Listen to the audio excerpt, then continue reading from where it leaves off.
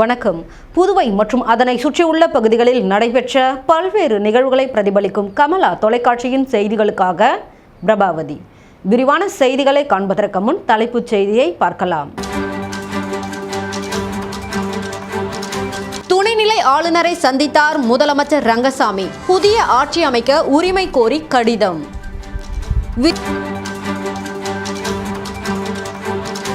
புதுச்சேரி தனியார் விடுதிக்கு வந்த தமிழக அதிமுக சட்டமன்ற உறுப்பினர்கள்.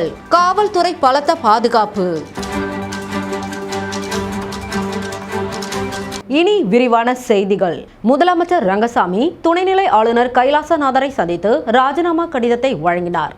தொடர்ந்து புதிய ஆட்சி அமைக்க உரிமை கோரியும் கடிதம் வழங்கினார். புதுச்சேரி சட்டப்பேரவை தேர்தலில் என்ஆர் காங்கிரஸ் கூட்டணி வெற்றி பெற்றதை தொடர்ந்து முதலமைச்சர் ரங்கசாமி துணைநிலை ஆளுநர் கைலாஷ்நாதனை நேரில் சந்தித்தார். அப்போது தற்போதைய அமைச்சரவை பதவியை ராஜினாமா செய்வதற்கான கடிதத்தை துணைநிலை ஆளுநரிடம் வழங்கினார். தொடர்ந்து சமீபத்தில் நடைபெற்ற சட்டப்பேரவை தேர்தலில் மக்கள் அளித்த ஆதரவை முன்னிறுத்தி புதிய ஆட்சியை அமைக்க உரிமை கோரியும் கடிதம் அளித்தார். இந்த சந்திப்பின் போது என்ஆர் காங்கிரஸ் மற்றும் கூட்டணி கட்சிகளின் வெற்றி பெற்ற சட்டமன்ற உறுப்பினர்களின் ஆதரவு பட்டியலும் சமர்ப்பிக்கப்பட்டதாக தகவல் வெளியாகியுள்ளது. மேலும் விரைவில் புதிய அமைச்சரவை பதவியேற்பு விழா நடைபெறும் என அரசியல் வட்டாரங்களில் எதிர்பார்ப்பு நிலவுகிறது. புதுச்சேரியில் புதிய ஆட்சி அமைக்கும் பணிகள் தீவிரமடைந்துள்ள நிலையில் அரசியல் சூழல் பரபரப்பாக காணப்படுகிறது.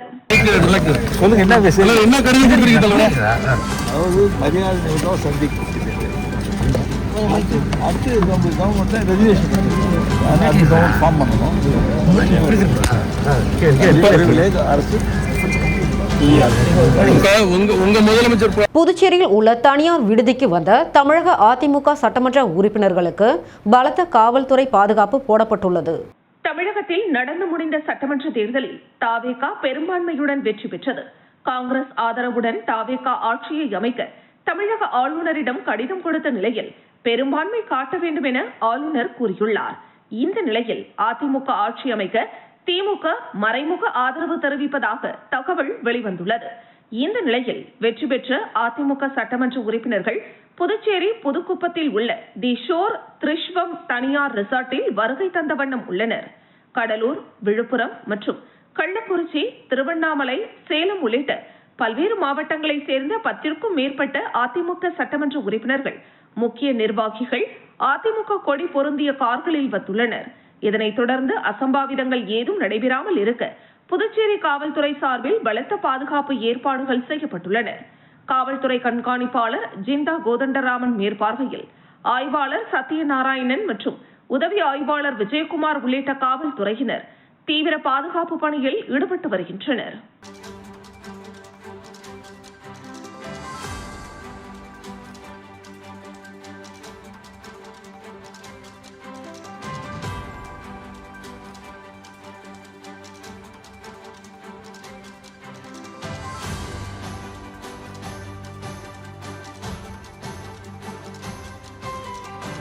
விஜய் ஆட்சி அமைக்க தேவையான சட்டமன்ற உறுப்பினர்களின் ஆதரவு கடிதங்களை கொடுத்திருந்தும் ஆட்சி அமைக்க அழைக்காதது ஜனநாயக விரோதம் என்றும் மத்திய அரசின் கைப்பாவையாக ஆளுநர் செயல்படுகிறார் என்றும் புதுச்சேரி தாவைக்கா மற்றும் கம்யூனிஸ்ட் கட்சிகள் கண்டனம் தெரிவித்துள்ளனர். தமிழ்நாட்டில் தாவிக தலைவர் விஜய் ஆட்சி அமைப்பதற்கு தேவையான சட்டமன்ற உறுப்பினர்களின் ஆதரவு கடிதங்களை கொடுத்திருந்தும் தமிழக ஆளுநர் ஆட்சி அமைக்க அழைப்பு விடுக்கவில்லை.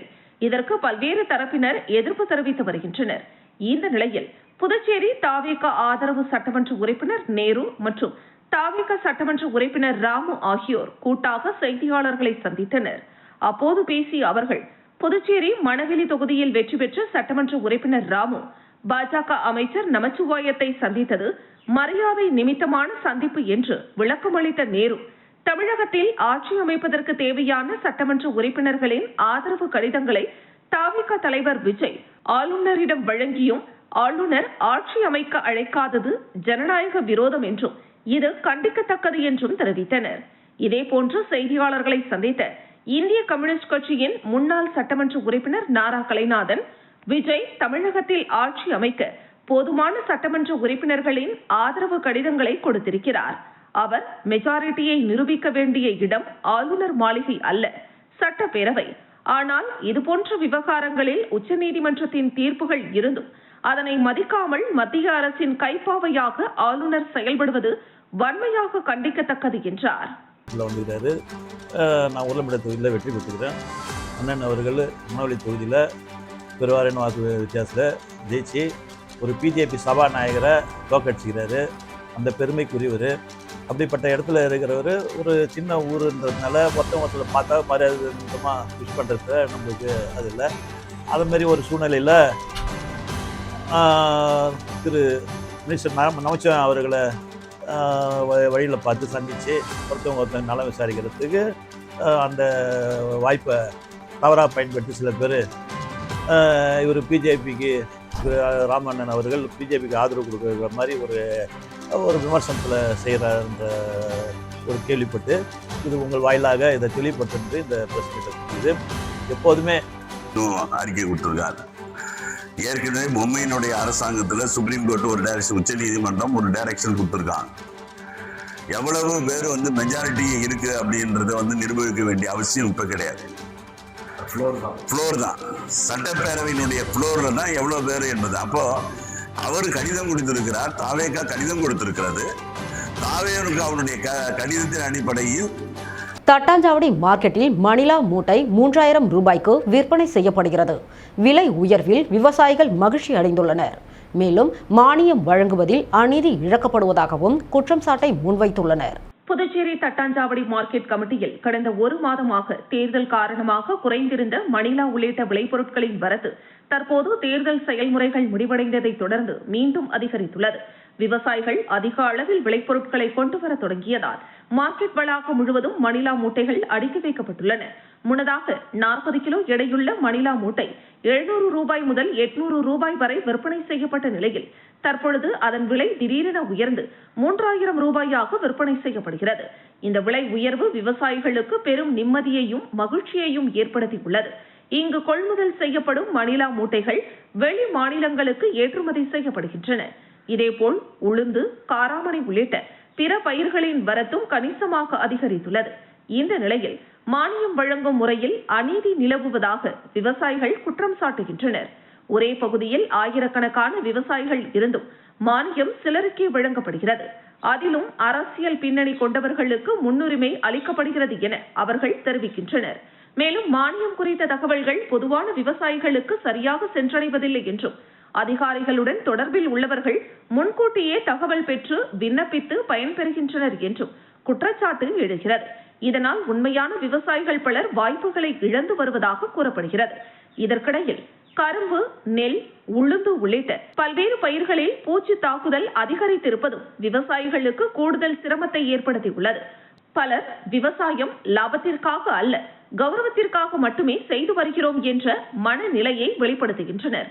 இதனால் மானியம் வழங்கலில் வெளிப்படைத்தன்மை கொண்டு வருதல், அனைத்து விவசாயிகளுக்கும் சமமான தகவல் மற்றும் வாய்ப்பு வழங்குதல், பூச்சி தாக்குதலுக்கு உடனடி தீர்வு வழங்குதல் ஆகியவை அவசியம் என விவசாயிகள் வலியுறுத்துகின்றனர்.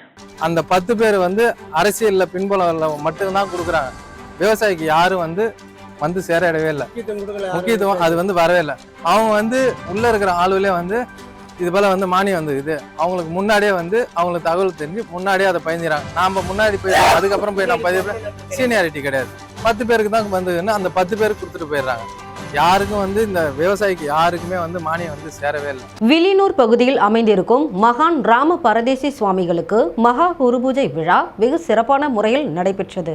ஆன்மீகம் செழிக்கும் புதுவை மண்ணில் வரலாற்று சிறப்புமிக்க வில்லியனூர் ஜீவ பீடத்தில் யோக நிலையில் அமர்ந்து அருளாட்சி புரியும் ஜீவன் முக்தர் அருள் வள்ளல் அருள்மிகு ஓம் சத்குரு ராம பரதேசி சுவாமிகள் ஜீவ பீடத்தில் பராபவ வருடம் சித்திரை மாதம் 23ஆம் தேதி புதன்கிழமை காலை 9 மணிக்கு அபிஷேகமும் அதனைத் தொடர்ந்து பகல் 11:45 மணிக்கு மகா குரு பூஜை மகா தீபாராதனையும் காண்பிக்கப்பட்டது. இதில் வில்லியனூர் தொகுதியின் சட்டமன்ற உறுப்பினர் ரவிக்குமார் கலந்து கொண்டு சுவாமி தரிசனம் செய்தார். தொடர்ந்து ஆலயத்தில் அவருக்கு மரியாதை செலுத்தப்பட்டது.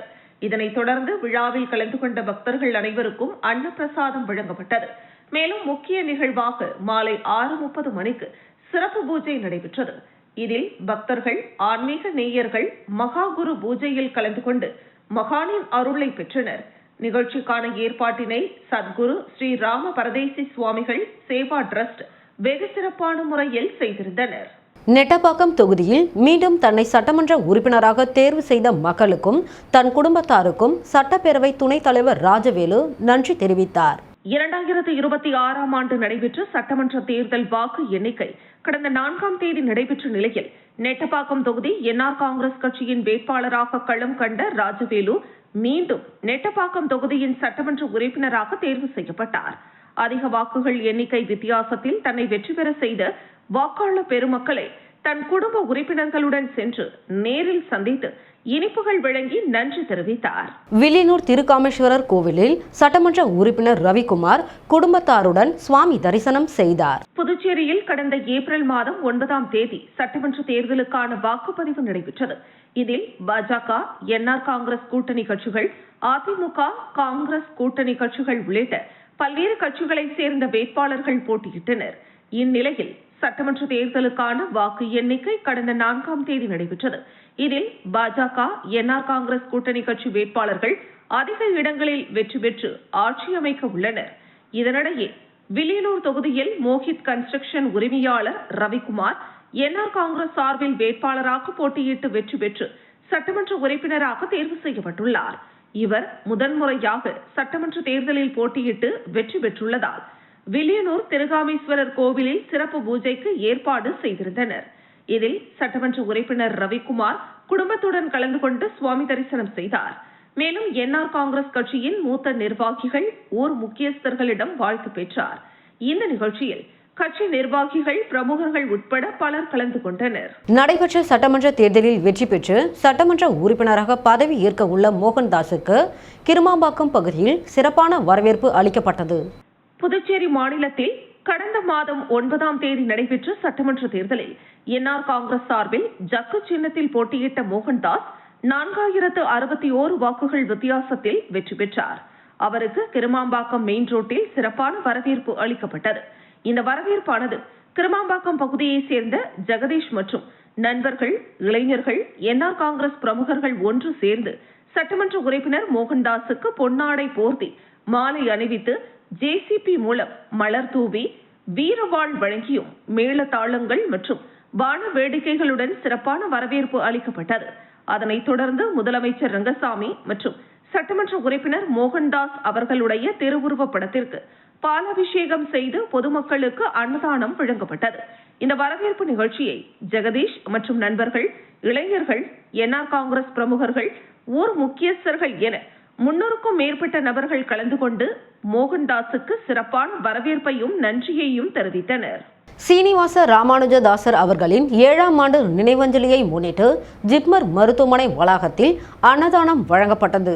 ஸ்ரீனிவாச ராமானுஜதாசர் அவர்களின் 7ஆம் ஆண்டு நினைவஞ்சலியை முன்னிட்டு சீனிவாச ராமானுஜதாசர் அறக்கட்டளையின் சார்பாக ஜிப்மர் மருத்துவமனை வளாகத்தில் ஸ்ரீ பாலா ஃபேப்ரிகேஷன் உரிமையாளர் ஸ்ரீ பாலகிருஷ்ணன் அவர்களின் தலைமையில் அன்னதானம் வழங்கப்பட்டது.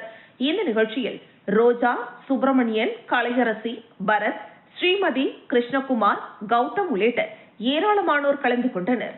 இந்த நிகழ்ச்சிக்கான ஏற்பாட்டினை பாலகிருஷ்ணன் குடும்பத்தினர் செய்திருந்தனர்.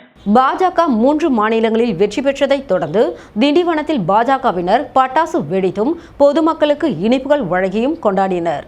மேற்கு வங்காளம், அசாம், புதுச்சேரி ஆகிய 3 மாநிலங்களில் பாஜக அமோக வெற்றி பெற்றது. இந்த நிலையில் நாடு முழுவதும் பாஜகவினர் கொண்டாடி வருகின்றனர். இதன் ஒரு பகுதியாக விழுப்புரம் மாவட்டம் திண்டிவனத்தில் பாஜகவினர் திண்டிவனம் தாலுகா அலுவலகம் எதிரே பாஜக வடக்கு மாவட்ட தலைவர் விநாயகம் தலைமையில் நகர அமைப்பாளர் மோதிஷ்குமார் முன்னிலையில் பட்டாசு வெடித்தும் பொதுமக்களுக்கு இனிப்புகள் வழங்கியும் கொண்டாடினர்.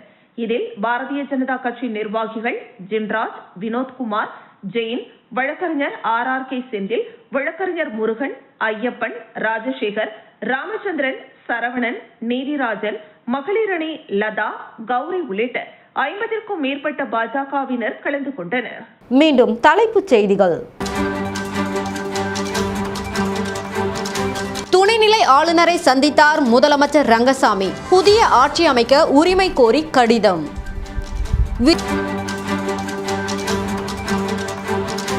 புதுச்சேரி தனியார் விடுதிக்கு வந்த தமிழக அதிமுக சட்டமன்ற உறுப்பினர்கள். காவல்துறை பலத்த பாதுகாப்பு. இத்துடன் செய்திகள் நிறைவடைகிறது. செய்திகளை உடனுக்குடன் தெரிந்து கொள்ள கமலா தொலைக்காட்சி சமூக வலைதளத்தை பின்பற்றவும். நன்றி, வணக்கம்.